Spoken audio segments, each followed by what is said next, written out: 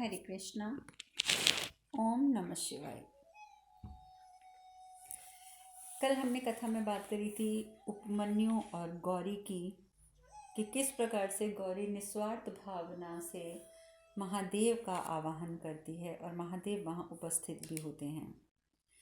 और वहीं दूसरी ओर रिपुंजय, जिसे कि ब्रह्मदेव से सभी शक्तियाँ प्राप्त हो चुकी हैं, वो महादेव का भी अपमान कर देता है और बाकी जो देवतागण आते हैं उनका भी अपमान करता है। और वो सबको ये कह देता है कि आज के बाद काशी में कभी किसी देवता का प्रवेश नहीं होगा, हमें किसी देवता की आवश्यकता ही नहीं है। इंद्रदेव जो हैं वो बहुत क्रोधित होते हैं कि ये हो क्या रहा है। एक और तो देखिए, महादेव ने असुरों को स्थान दे दिया स्वर्ग में, दूसरी ओर ब्रह्मदेव को देखिए, उन्होंने रिपुंजय को वरदान दे दिया और देवताओं को वहाँ से निष्कासित करा दिया। ये हो क्या रहा है, ये त्रिदेव कर क्या रहे हैं।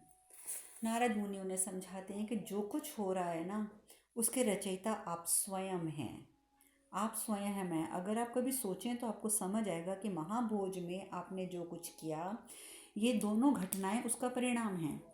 ना आप ऐसा कुछ करते ना ये कुछ होता। जब रचयिता आप हैं तो फिर इसका समाधान भी आप स्वयं ढूंढिए।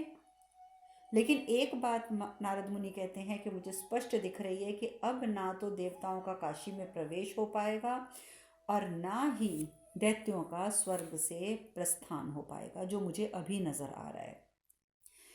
इंद्रदेव जो हैं वो परेशान हो जाते हैं। वो कहते हैं अच्छा छोड़िए देवर्षि, आप ये बताइए कि यदि मेरे स्थान पर आप होते तो आप क्या करते। नारद मुनि कहते हैं नारायण नारायण देवराज, नारायण नारायण। आपके स्थान पर होने की मेरी कोई इच्छा नहीं है, और यदि भूल से होती भी तो आप रहने कहाँ देते। आपको अपना स्थान इतना प्रिय जो है, किंतु देवराज आप स्वयं व अन्य देवताओं के लिए दूसरे स्थान की व्यवस्था तो अब कर ही लीजिए, क्योंकि ये स्थान तो अब आपसे गए। काशी भी गया जो कि देवताओं की मुख्य स्थली थी, और स्वर्ग भी गया। और नारायण नारायण करते हुए देवर्षि वहाँ से प्रस्थान कर जाते हैं। ये ज़रूरी था इंद्र को आईना दिखाना कि जो कुछ हुआ है उसके मूल में आप खुद बैठे हैं। आज आप दोष तो दे रहे हैं ब्रह्मदेव को, दोष दे रहे हैं महादेव को, पर असल मायनों में दोषी कौन है? इंद्रदेव स्वयं है। परंतु आईना दिखाने के बाद भी इंद्रदेव पर कहाँ कुछ असर होता है, बिल्कुल भी नहीं होता। उधर महादेव को जब रिपुंजय कहता है कि अब आप पहले आपके देवताओं ने आने में विलंब किया, जिसका नतीजा काशी की जनता भुगत चुकी है। काशी की प्रजा पहले बहुत कुछ भुगत चुकी है, अब आप लोग जाने में विलंब ना करें। इतनी बड़ी बात रिपुंजय कह देता है। महादेव कहते हैं चलो पार्वती कैलाश लौट चलें। माता पार्वती बोलती है नहीं स्वामी, नहीं, हम कैलाश नहीं जाएंगे। माता पार्वती कहती हैं स्वामी, शिवत्व के अभाव में काशी का क्या परिणाम होगा ये हम सबको ज्ञात है, ये बात।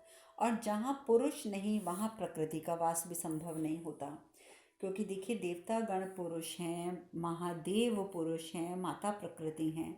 तो इसीलिए माता पार्वती कहती हैं कि जहाँ पुरुष नहीं होता वहाँ प्रकृति का वास भी संभव नहीं है। किंतु स्वामी, एक राजा के अभिमान का दंड समस्त प्रजा को क्यों? अगर उद्दंडता कर रहा है तो एक राजा कर रहा है, बस प्रजा की तो उसमें कोई गलती नहीं है। और जिस संकट से मुक्त कराने हेतु गौरी ने हमारा आवाहन किया था, उसे पूर्ण किए बिना हम कैलाश कैसे लौट सकते हैं? हमारा आवाहन हुआ था, हम यहाँ पे उस समस्या का समाधान करने आए थे, और बिना समस्या के समाधान किए हम यहाँ से कैसे लौट सकते हैं? और ये तो तभी संभव है जब काशी में आपका पुनः पदार्पण निश्चित होगा, तभी काशी का उद्धार संभव होगा, और तभी हम कैलाश वापस जाएंगे। अन्यथा हम कैलाश नहीं जाएंगे, क्योंकि हमारा कैलाश से आवाहन हुआ है और अपने कार्य को पूर्ण किए बिना हम वहाँ नहीं जाना चाहते। भगवान विष्णु कहते हैं काशी नहीं, कैलाश भी नहीं, तो इस अंतराल में आप और महादेव निवास कहाँ करेंगे? मैं तो अपने वैकुंठ जा रहा हूँ। लेकिन अगर आप काशी में भी नहीं रहेंगे, कैलाश आप जाना नहीं चाहते, तो आप निवास कहाँ करेंगे? तो ब्रह्मदेव कहते हैं कि ये मंदरांचल पर्वत पर निवास करेंगे। और उसी समय मंदराचल वहाँ पर उपस्थित हो जाते हैं। मंदरांचल आकर सबको प्रणाम करते हैं और कहते हैं कि हे प्रभु, हे माते, वैसे तो समस्त संसार आपका है और जहाँ आपका वास हो वो स्थान तो वैसे ही धन्य होता है, किंतु मेरी आप दोनों से प्रार्थना है कि जितनी भी आपकी इच्छा हो मुझे अपने निवास योग्य समझकर उसे मुझे आप कृतार्थ करें। आप मुझे कृतार्थ करें, क्योंकि आपके पदार्पण से मैं धन्य हो जाऊंगा प्रभु, धन्य हो जाऊंगा। और इस प्रकार से माता पार्वती और महादेव को लेकर मंदरांचल पर्वत मंदरांचल की ओर चल पड़ते हैं। प्रजा रोती है, रोते रोते विदा करती है, धरती पर बैठ जाते हैं कि काश कोई ऐसी चीज़ हो जाए, काश कोई ऐसी घटना घट जाए जिससे महादेव यहाँ पर रुक जाएं, लेकिन ऐसा कुछ नहीं होता। और महादेव और माता पार्वती मंदरांचल चले जाते हैं। मंदरांचल में महादेव बैठे होते हैं तो दक्ष प्रजापति वहाँ पर उपस्थित हो जाते हैं, क्योंकि सबको ज्ञात होता है कि महादेव मंदरांचल गए हैं। तो वो जाते ही बोलते हैं, अनर्थ प्रभु, घोर अनर्थ, घोर अनर्थ।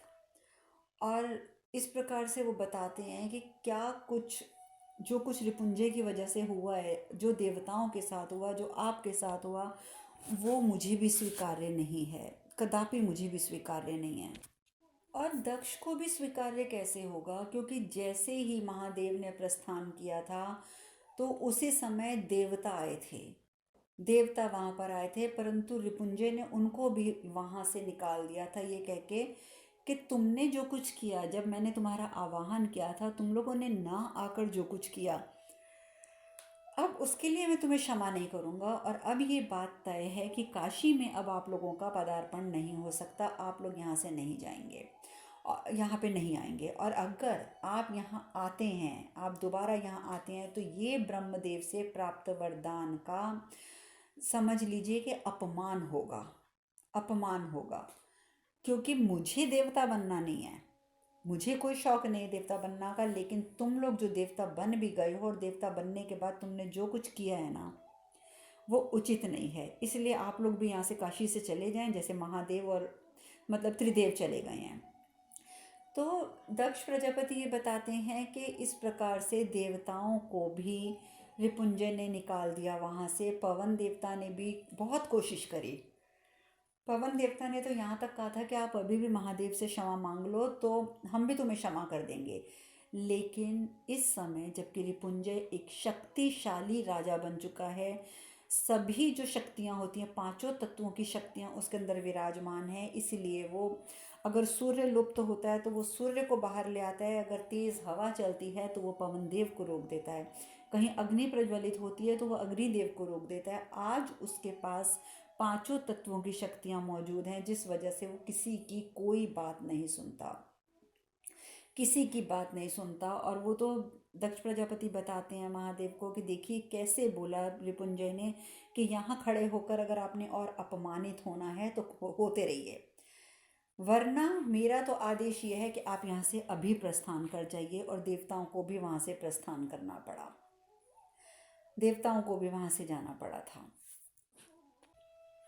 बातें ऐसी सुनकर माता पार्वती कहती हैं कि स्वामी, हम जानते हैं कि आपको ना तो अपमान का भय है, ना आपको सम्मान का मोह है, ना आपको अपमान का भय है, ना सम्मान का मोह है, किंतु स्वामी हमें है, हमें है। हम आपका अपमान कदापि सहन नहीं कर सकते, कदापि, क्योंकि हम आपकी अर्धांगिनी हैं। और जब हम आपकी अर्धांगिनी हैं और हमारे समक्ष आपका अपमान होता है तो हमसे सहन नहीं होता। महादेव इस बात का कोई जवाब नहीं देते, वो सिर्फ मुस्कुरा देते हैं, क्योंकि महादेव के लिए ये बहुत छोटी छोटी बातें हैं जिनकी उनकी नज़र में कोई महत्व है ही नहीं है।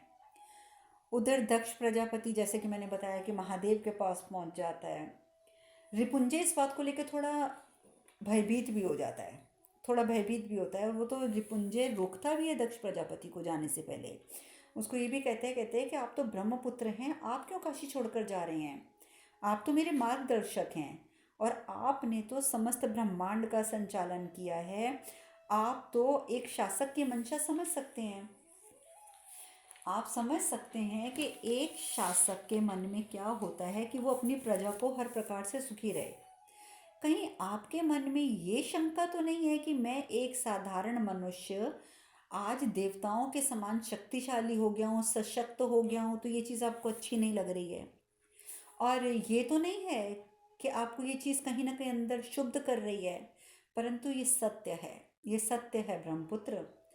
ब्रह्मदेव से प्राप्त वरदान जो मैंने किया है, मैं स्वयं काशी का संचालन अब खुद करूँगा, उसे व्यवस्थित करूँगा, उस भूमि को उपजाऊ बनाऊँगा, उपजाऊ बनाऊँगा।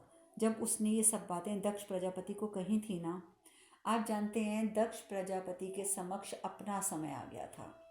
जब दक्ष प्रजापति ने महादेव का अपमान किया था, तो दक्ष प्रजापति उस समय इसी प्रकार के वाक्य बोलता था।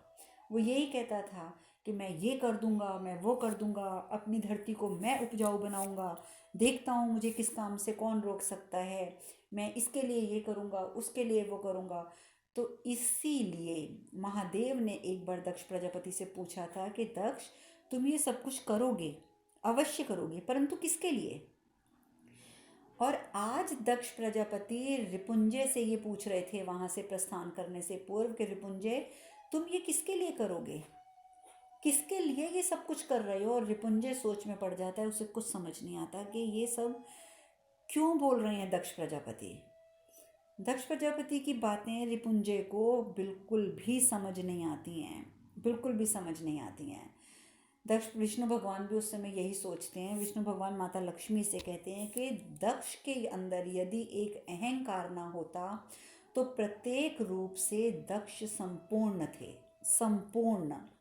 इतने युगों की तपस्या और प्रायश्चित जो उन्होंने किया है, उसके पश्चात अपने अहंकार से तो उन्होंने संपूर्णता मुक्त हो लिया है, और अब वो एक आदर्श व्यक्ति की परिभाषा बन चुके हैं।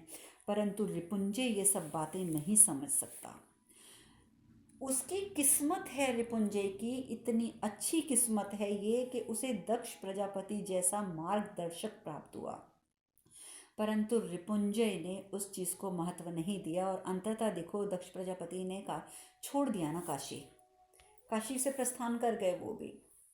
दक्ष प्रजापति ने तो यहाँ तक समझाया था रिपुंजय को कि जिन उपलब्धियों का तुम उल्लेख कर रहे हो ना कि मैं ये कर दूंगा अपनी प्रजा के लिए, वो कर दूंगा अपनी प्रजा के लिए, तो दक्ष प्रजापति ने कहा था कि एक राजा अपनी प्रजा और राज्य के लिए उत्तरदायित्व होता है, और ये सब कुछ तो वो करता ही करता है, हर एक राजा करता है अपनी प्रजा के लिए। तो कर्तव्य का निर्वाह और दायित्व की पूर्ति के लिए अहंकार क्यों?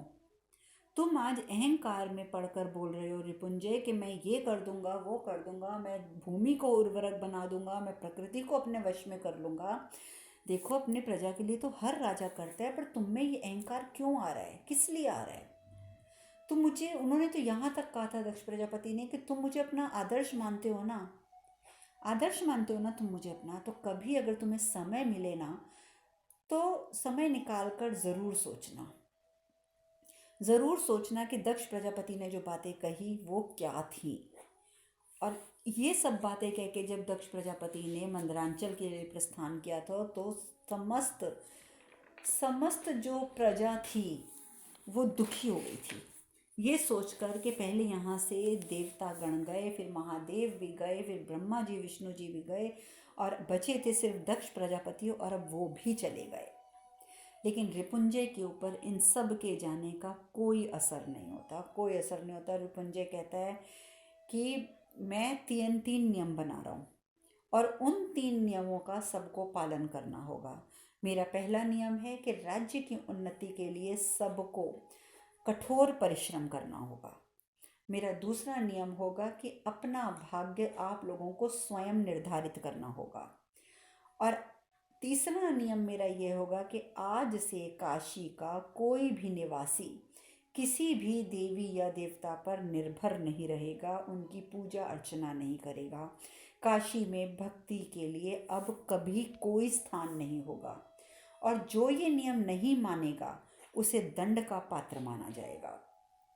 और मैं एक चीज़ बोल देता हूँ कि जिसे मेरे ये नियम मंजूर नहीं हैं, वो यहाँ से अभी काशी छोड़कर प्रस्थान कर जाए, वो अभी प्रस्थान कर जाए। लेकिन ये सब कहने से पहले ही दक्ष प्रजापति तो वैसे ही प्रस्थान कर चुके थे।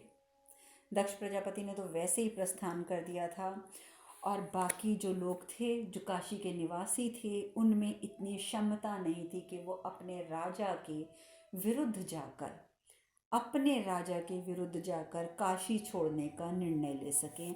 अंततः अपने राजा की तीनों बातों को मानते हुए काशी की प्रजा अपना जीवन निर्वाह करना आरंभ कर देती है।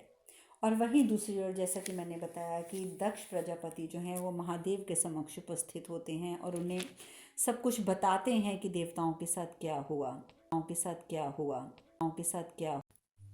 दक्ष प्रजापति ये भी कहते हैं कि महादेव, आपके और अन्य देवताओं के साथ जो कुछ देवोदास ने यानी नृपुंजय ने जो किया, जिस प्रकार का व्यवहार किया, महादेव मैं यहाँ आपके समक्ष उपस्थित हुआ हूँ तो सिर्फ घटना की चर्चा करने के लिए उपस्थित नहीं हुआ, अपितु मैं आपसे क्षमा मांगने के लिए उपस्थित हुआ हूँ, क्योंकि मैं जानता हूँ कि आपके साथ और अन्य देवताओं के साथ जो कुछ हुआ उसका दोषी मैं स्वयं हूँ। इसलिए आप मुझे क्षमा कर दीजिए, मैं यहाँ पर आपसे क्षमा मांगने आया हूँ। महादेव कहते हैं नहीं दक्ष, नहीं, क्योंकि आपकी मंशा तो केवल देवोदास और काशी के उद्धार करने की थी और धर्म की रक्षा करने की थी। आपकी मंशा धर्म के विरुद्ध जाने की नहीं थी। और जब आपकी मंशा धर्म की रक्षा करने की थी तो फिर क्षमा क्यों?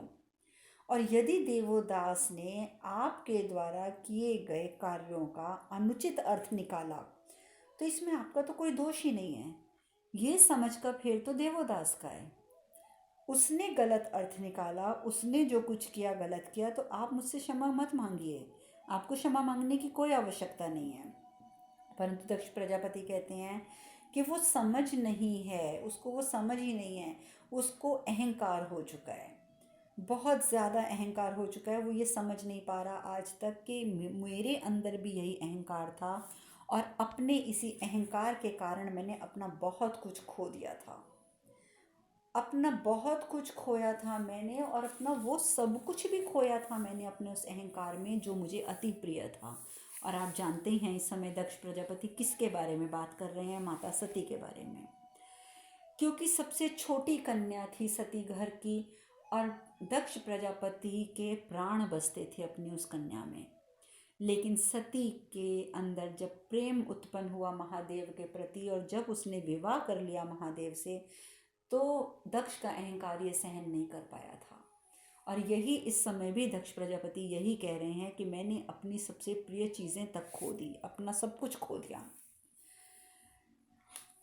लेकिन अब क्या हो सकता है? मैं मानता हूँ कि वो मेरे अपने कर्म थे और मुझे अफसोस इस बात का है कि मैं मार्गदर्शन करना चाहता हूँ रिपुंजय को, लेकिन रिपुंजय के साथ आगे जो होगा वो भी अच्छा नहीं होगा। तभी वहाँ पे माता पार्वती आ जाती हैं। जैसे ही माता पार्वती दक्ष प्रजापति को दिखती हैं बहुत प्रसन्न हो जाती हैं, क्योंकि कुछ भी कहिए दक्ष प्रजापति माता पार्वती के पूर्व जन्म के पिता हैं।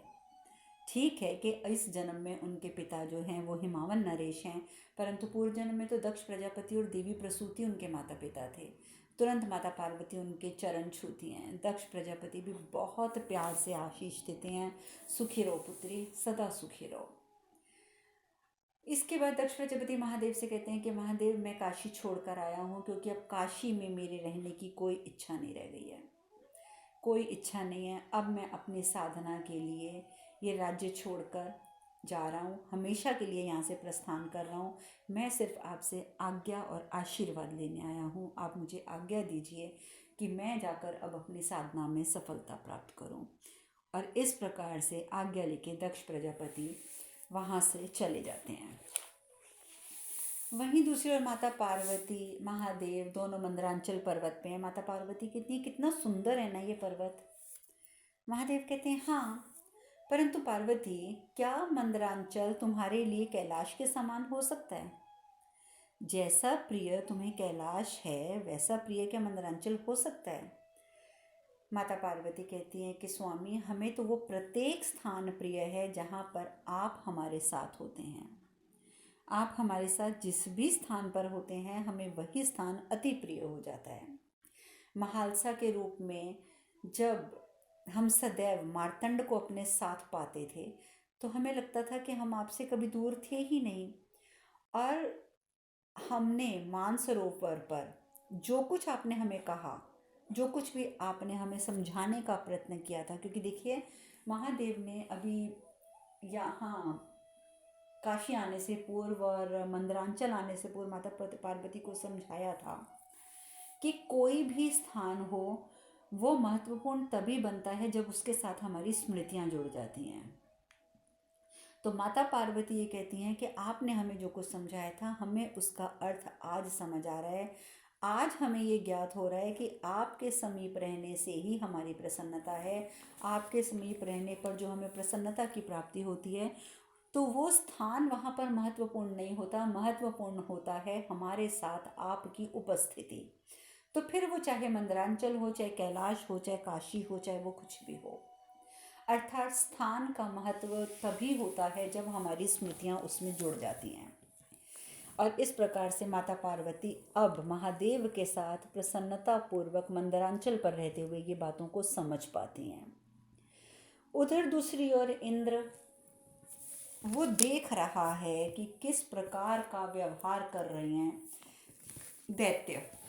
कभी वो किसी चीज़ को छू के देख रहे हैं, कभी किसी चीज़ को छू के देख रहे हैं, क्योंकि कुछ भी कहिए दैत्यों के पास पाताल लोक में वो सब सुख सुविधा, वो सब साधन नहीं थे, बिल्कुल नहीं थे जो कि स्वर्ग में हैं।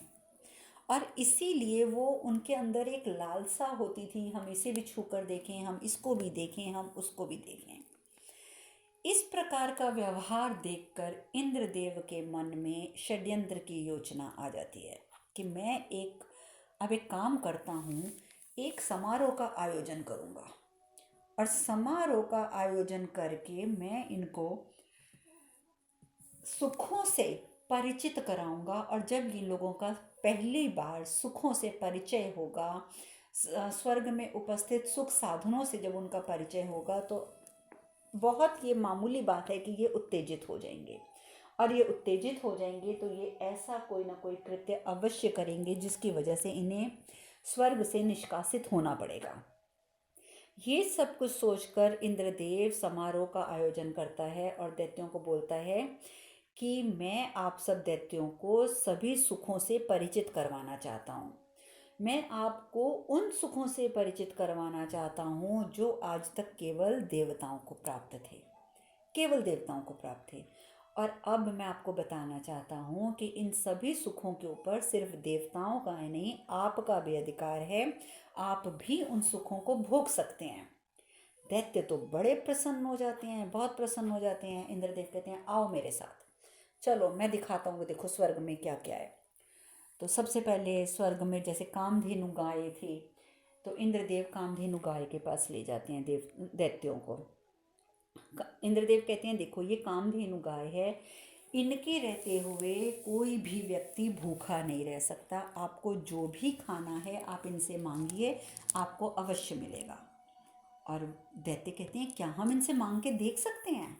इंद्रदेव कहते हैं हाँ हाँ हाँ हाँ ज़रूर मांगो। और वही कोई दैत्य कहता है हमें ये चीज़ खाने के लिए दो, कोई कहता है हमें ये चीज़ खाने के लिए दो। अब जो भी वो स्वादिष्ट स्वादिष्ट मिष्ठान मांगते हैं वो सारे मिष्ठान वहाँ उपस्थित हो जाते हैं। दैत्य बड़े खुश होकर उनको ग्रहण करते हैं। फिर इंद्रदेव कहते हैं चलिए अब आगे आइए। फिर उनको वो कल्प वृक्ष के पास ले जाते हैं। कल्प वृक्ष के पास ले जाकर बोलते हैं देखो ये कल्प वृक्ष है, इससे जो मांगोगे वो प्राप्त होगा। तो वो कहते हैं ऐसे कैसे हो सकता है? इंद्रदेव कहते हैं तो मैं तुम्हें प्रमाणित करके दिखाता हूँ ना कि कल्प वृक्ष से आप जो भी मांगोगे वो आपको प्राप्त होगा। और ये कह के इंद्रदेव कहते हैं हे कल्प वृक्ष, स्वर्ण मुद्राओं से भरा हुआ मुझे एक स्वर्ण कलश चाहिए। तो उसी समय इंद्रदेव के सम्मुख एक स्वर्ण मुद्राओं से भरा हुआ स्वर्ण कलश वहाँ पर उपस्थित हो जाता है। अब देवता तो बड़े अचंभित हो जाते हैं कि ये क्या, इसने तो स्वर्ण मुद्राएं मांगी वो मिल गई। तो सब देवता कहते हैं हम भी कुछ मांग लें, हम भी कुछ मांग लें। और इस तरीके से वो लोग भी थोड़ा थोड़ा थोड़ा थोड़ा कुछ ना कुछ मांगना शुरू हो जाते हैं। गुरु बृहस्पति ये सब कुछ देख रहे होते हैं, वो परेशान होते हैं। वो इंद्रदेव को समझाने का प्रयास भी करते हैं, इंद्रदेव को समझने का प्रयास भी करते हैं, परंतु उन्हें कुछ समझ नहीं आता कि इंद्र ये क्या कर रहा है और ये क्यों कर रहा है, ये क्या करना चाहता है आखिर। तभी वहाँ नारद मुनि उपस्थित हो जाते हैं। नारायण नारायण। और आकर नारद मुनि सीधा गुरु बृहस्पति से कहते हैं कि इंद्रदेव का हृदय परिवर्तन अति उत्तम, अति उत्तम। इंद्रदेव का हृदय परिवर्तन हो गया। अरे ये तो वो कार्य हो गया है गुरु बृहस्पति जिसकी कभी किसी ने कल्पना भी नहीं करी थी। ना तो देवताओं ने ना दैत्यों ने, किसी ने कल्पना नहीं करी थी, परंतु कितना अच्छा लग रहा है। इन्होंने तो दैत्यों को सहजता से स्वीकार कर लिया अपने स्वर्ग में। कितने प्रेम से वो दैत्यों को सारे सुख साधनों से परिचित करवा रहे हैं। कितना ज़्यादा हृदय परिवर्तन हो गया इंद्रदेव का, जबकि अंदर से महर्षि भी जानते हैं कि ऐसा कुछ नहीं हुआ है। हृदय परिवर्तन, और वो भी इंद्रदेव का, हो ही नहीं सकता। परंतु साथ ही उसी समय बृहस्पति जी बोल पड़ते हैं, नहीं देवर्षि नहीं, ये तो देवराज का षड्यंत्र है दैत्यों को स्वर्ग से निकालने हेतु। ये सब ढोंग है, ढोंग, पूर्ण रूपेण ढोंग। देवराज समझ रहे हैं कि महादेव का ध्यान तो काशी में है, इसलिए महादेव के आदेशों की अवहेलना करके मैं कुछ ना कुछ ऐसा कर दूंगा जिससे इन दैत्यों को यहाँ से जाना पड़ेगा। तो इसलिए वो ऐसा कुछ नहीं कर रहे हैं, वो तो षड्यंत्र रच रहे हैं। देवर्षि भी मन ही मन मुस्कुराते हैं, क्योंकि सत्य तो वो भी जानते हैं। और उधर दूसरी ओर शुक्राचार्य जी जो हैं आचार्य, वो और दिति, वो तो लगातार अभी उसी प्रक्रिया में लगे हुए हैं कि जो जो दैत्य आता जा रहा है उन सब से जल चढ़वाकर उनको स्वर्ग में स्थान दे रहे हैं। और उधर दूसरी ओर स्वर्ग में दैत्यों को समारोह के लिए, जैसे कि उसने इकट्ठा किया, जब पहले तो सारे सुख साधन दिखा दिए, फिर जब समारोह किया, समारोह में अप्सराओं का नृत्य गान भी चल रहा था, तो इंद्रदेव ने अप्सराओं के द्वारा सोम रस पिलाया सभी दैत्यों को। और सोम रस पीने के बाद उन्होंने ये थोड़ी किया कि उसको एक शरबत की भांति थोड़ा सा सोम रस लेते और बात ख़त्म हो जाती। उन्होंने उसे मदिरा पान की तरह उसका पान किया। और जब वो नशा उनके सर पे चढ़ने बोल गया, तो उन्होंने सबसे पहले अप्सराओं का अपमान शुरू कर दिया। कभी किसी अप्सरा को कुछ कहते, कभी किसी अप्सरा को कुछ कहते। अरे तो अब तो हम भी तुम्हारे स्वामी हैं, हम तुम्हारे साथ कुछ भी कर सकते हैं। हर तरह का दुर्व्यवहार करना दैत्यों ने शुरू कर दिया। अब जब इतना कुछ स्वर्गलोक में होने लगा तो युद्ध आरंभ हो गया। सभागृह में ही दैत्य जब दिखे अप्सराओं के साथ जब दुर्व्यवहार हुआ, तो ये बात देवताओं को बर्दाश्त नहीं हुई। और जब देवताओं को ये सब बातें बर्दाश्त नहीं हुई, तो आपस में उन्होंने दैत्यों के ऊपर खुद ही आक्रमण कर दिया। और सभागृह में ही क्या देवता क्या दैत्य, सभी एक दूसरे के साथ गुत्थम गुत्था हो गए। एक दूसरे के साथ पूरे तरीके से गुत्थम गुत्था हो गए कि वो किसी, मतलब बिल्कुल एक दूसरे के लिए किसी को जैसे होश ही नहीं था। उस समय देवतागण इतना ज़्यादा क्रोधित हो गए थे कि उनका अगर बस चलता तो वो दैत्यों को इसी समय स्वर्ग से निकाल कर और बाहर फेंक देते। क्योंकि दैत्यों ने कृत्य ही ऐसा किया कि नशे में चूर होकर अप्सराओं के साथ दुर्व्यवहार कर दिया।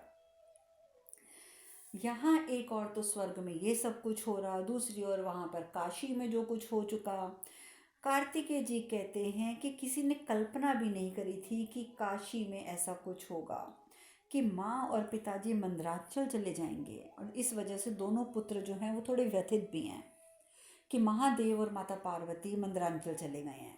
गणेश जी कहते हैं कि भैया कुछ तो महत्वपूर्ण होने वाला है, भैया कुछ महत्वपूर्ण होने वाला है, क्योंकि काशी की घटना और महाभोज में जो कुछ हुआ उसके पीछे कोई ना कोई कारण अवश्य होगा। आप जानते हो कि जब तक कोई बहुत महत्वपूर्ण कारण नहीं होता तब तक इस प्रकार की घटनाएं नहीं घटती हैं। मैं मानता हूँ भैया कि क्या कारण है उसका बोध ना आपको है ना मुझे है, परंतु मैं इतना भी जानता हूँ कि पिताजी को अवश्य इसका बोध है। पिताजी अवश्य जानते हैं कि अब आगे क्या होने वाला है। अभी वो इस प्रकार की चर्चा कर ही रहे होते हैं कि इंद्रदेव कैलाश पहुंच जाते हैं। सेनापति कार्तिकेय, सेनापति कार्तिकेय, मेरी सहायता कीजिए, मेरी सहायता कीजिए, स्वर्गलोक में तो अनर्थ हो गया है, कृपया मेरी सहायता कीजिए, बचा लीजिए, मेरे स्वर्ग को बचा लीजिए, आपके पिता की इच्छा का दुरुपयोग किया जा रहा है मेरे स्वर्ग में। अब इस स्थिति का तो मैं आप ही को बता सकता हूँ कि वहाँ क्या हो रहा है, और मैं ये भी जानता हूँ कि सिर्फ आप ही हैं जो स्थिति को नियंत्रित कर सकते हैं। आइए मेरे साथ, आइए आइए, जल्दी चलिए, आप स्वर्गलोक चलिए। देखिए आपके पिताजी इस समय यहाँ उपस्थित नहीं है, तो आपका दायित्व बनता है कि आप मेरे साथ स्वर्गलोक चलें और आप चलकर उस समस्या का समाधान केयर करें। यह आपका दायित्व बनता है, तो आप चलिए मेरे साथ। इस प्रकार का जब आग्रह करते हैं इंद्रदेव, और कार्तिकेय को भी यही लगता है कि जब मेरे पिताजी यहाँ उपस्थित नहीं हैं और मैं एक समय में सेनापति भी रह चुका हूँ देवताओं का, ये सब कुछ सोचकर कार्तिकेय जी वहाँ से इंद्रदेव के साथ प्रस्थान कर जाते हैं। अब आगे की चर्चा हम कल करेंगे। आज हम कथा में यहीं विश्राम लेंगे। हरे कृष्ण कृष्ण कृष्ण हरे हरे, हरे राम राम राम हरे हरे। आप सब खुश रहें, सुखी रहें, स्वस्थ रहें। हरे कृष्णा। ओम नमः शिवाय, ओम नमः शिवाय, ओम नमः शिवाय, ओम नमः शिवाय, ओम नमः